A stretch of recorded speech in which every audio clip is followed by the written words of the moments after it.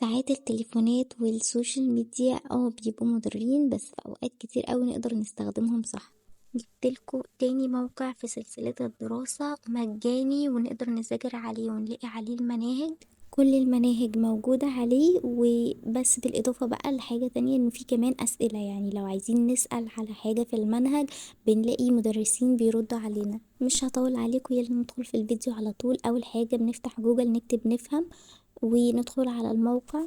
أنا من مصر فهحدد المنهج مصر. في كذا بلد عربية، بحدد البلد اللي أنا منها. عندي بقى من ابتدائي لحد ثانوي، بشوف أنا في سنة كام كده واختار السنة بتاعتي. أنا اخترت سنة أولى الفصل الدراسي، طبعا التاني لأن أنا دلوقتي في التاني، وفي الأول بختار اللغة العربية. عندي فوق تصفح محتوى المادة لو أنا عايزة أشوف المادة بتاعتي الكتاب. في هنا أول حاجة موجودة اللي هي الطبيعة، اخترت ذاكر الدرس.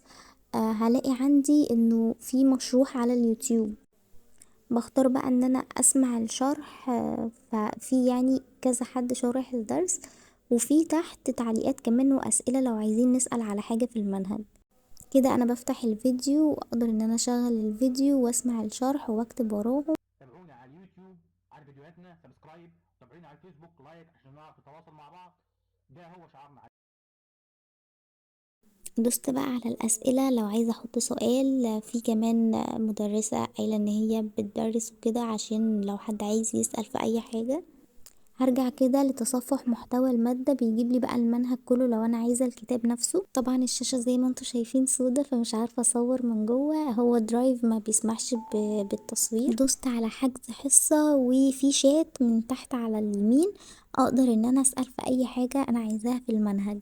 دي بصراحة ميزة روعة، اللي هو اسأل سؤال واستنى بقى حد يرد عليا. ممكن كمان اختار اني احجز درس في المادة اللي انا عايزاها، وبشوف عندي المدرسين، يعني في امريكان دبلومة، في عربي، بختار المادة اللي انا عايزة فيها مدرس وبظبط مع الجدول بتاعهم. استنوا الفيديو الجاي بقى، وده عن موقع خطير بجد، بتحطوا اي مسألة رياضية محتارين في حلها ويجيب لكم الحل في ثانية. اهم حاجة ما تنسوش تدوسوا تحت على زر الاشتراك او سبسكرايب، وتفعلوا زر الجرس علشان يجيلكوا اشعارات باي فيديو جديد ينزل.